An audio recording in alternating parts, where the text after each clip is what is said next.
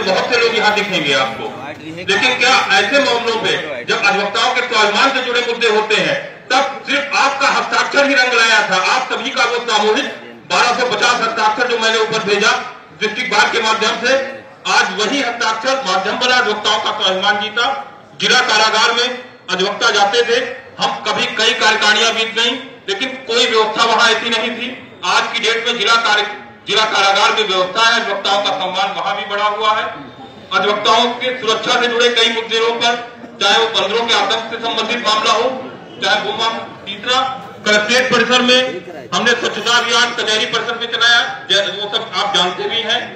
विभिन्न अभियान जो चलाए गए 9-10 वो सब आपके सब सर्वविदित हैं। अब मैं ये बताना चाहता हूं कि जो यदि आप मुझको अवसर देते हैं, बिना किसी पद के हमने सब प्रयास किए हैं, मौका अगर आप देंगे तो और बेहतर करूंगा। पहला, जैसा कि अभी बता रहे थे, अधिवक्ता कल्याण निधि को बढ़ाया जाना हमारा पूरा प्रयास होगा, क्योंकि आज की डेट में ये जो धनराशि मिलती है ये पर्याप्त नहीं है। इसको किसी तरीके से बढ़ाने का प्रयास करेंगे हम पूरा यथासंभव, कि अधिवक्ताओं पर अनावश्यक बोझ भी ना बढ़े। कौन सा ऐसा तरीका निकाला जाए, इसके लिए मैं वरिष्ठ अधिवक्ताओं के माध्यम से विचार विमर्श करूंगा। और एक सबसे बड़ा दुर्भाग्य का विषय ये है, आपने देखा होगा अभी हाल ही में हमारे श्री वरिष्ठ अधिवक्ता श्री ऋषिराज सिंह जी की मृत्यु हुई। अक्सर ये बात सामने आती है, विभिन्न अधिवक्ताओं का ऐसा पुरानी कार्यकारिणियों में भी ऐसा हो चुका है कि जब किसी अधिवक्ता की मृत्यु हो जाती है तो बाद में जो रेगुलर प्रैक्टिशनर होता है, बाकायदा चंदा भी जमा होता है और बाकायदा मेंबर की उसका फार्म नहीं जमा था। क्या हम लोग यहाँ पर इतने लोग हैं, क्या मुश्किल से आज की डेट में 1706 अधिवक्ता बचे हैं, बार काउंसिल भी ऊपर से सख्ती कर रही है, तो इन परिस्थितियों में क्या हम सूचना नहीं दे सकते? तो प्रत्येक सदस्य को कार्ड जारी कराएंगे जो अधिवक्ता कल्याण निधि का मेंबर है, जिससे कि ये परिस्थिति ना पैदा हो कि वो मेंबर नहीं था। अगर नहीं था तो उसके लिए हम उसको बाकायदा करेंगे, उसको जागरूक करेंगे। गंभीर बीमारियों की स्थितियों में, जैसे स्थायी विकलांगता है या जो गंभीर बीमारी है, उसमें फंड की स्थापना के लिए प्रयास करेंगे। मुख्यालय पर बहुत सी ऐसी परिस्थितियां होती हैं, हमारे साथी अधिवक्ता जैसे किसी का बैंक ड्राफ्ट करना है, यानी बहुत सी तो राष्ट्रीयकृत बैंक की स्थापना के लिए प्रयास करेंगे, एटीएम खुलवाने के लिए। और सबसे बड़ी गंभीर समस्या है जो हमारे फौजदारी के साथी वकालत करते हैं, जमानतनामा सत्यापन के लिए सर्कुलर भी है, नियम भी है कि 3 दिन में कम से कम एक उनका लिबरल व्यू होना चाहिए कि आ जाए, लेकिन अक्सर महीनों बंद रहता है व्यक्ति। तो इस बिंदु पर भी हम वरिष्ठ अधिवक्ताओं के माध्यम से न्यायिक अधिकारियों से विचार विमर्श करेंगे और प्रयास करेंगे कि जो तहसीलदार और उनकी लापरवाही का परिणाम उसको न भुगतना पड़े अभियुक्त को। दूसरा, अभी हाल ही में पहले जो हम प्रैक्टिस में आए थे तो जिसमें रिकॉर्डेड ओनर होते थे तो तुरंत टीआई वगैरह हो जाया करता था। आज परिस्थितियां बिल्कुल प्रतिकूल है, आप सोच ही नहीं सकते। तो इन परिस्थितियों में भी वरिष्ठ अधिवक्ताओं के माध्यम से हम प्रयास करेंगे कि जहां पर रिकॉर्डेड ओनर है या जमानती अपराध है, अब हर केस में हम लाल कमलेंद्रों को लेकर के हाईकोर्ट जाए, ये भी बहुत ही गलत, कहीं ना कहीं एक बहुत गलत प्रतीत होता है। इसके लिए भी हम विचार विमर्श करेंगे अपने वरिष्ठ अधिवक्ताओं के माध्यम से। और अनावश्यक हड़ताल कदापि नहीं करेंगे, क्योंकि हड़ताल हमारा अंतिम अस्त्र है।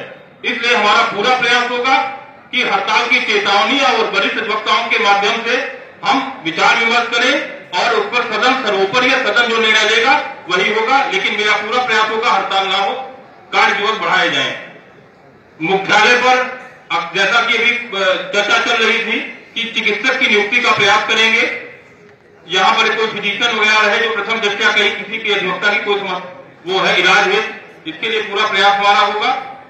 और अधिवक्ताओं की समस्याओं के लेकर के प्रत्येक माह प्रयास पूरा हमारा होगा कि एक मतलब तहसील के अधिवक्ता है, टैक्स बार एसोसिएशन है, कि अंतिम कार्य दिवस पर एक मीटिंग आयोजित की जाए।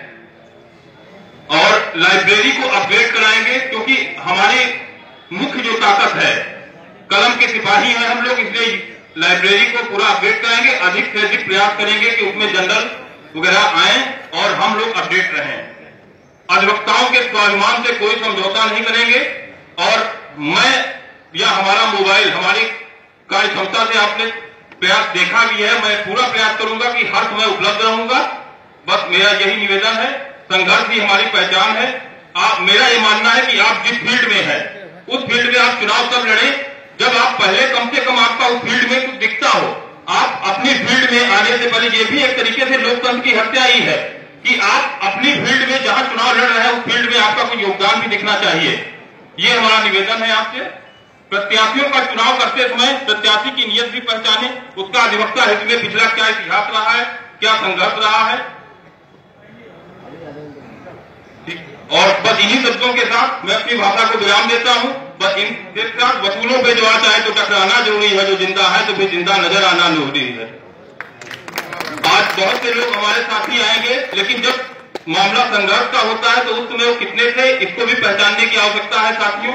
इतना मेरा आपसे निवेदन है कि बड़ा हुआ तो क्या हुआ, जैसे पेड़ खजूर, पंछी को छाया नहीं, फल लागे अति दूर। जय हिंद, जय भारत, जय डॉक्टर। बहुत बहुत पंडित जी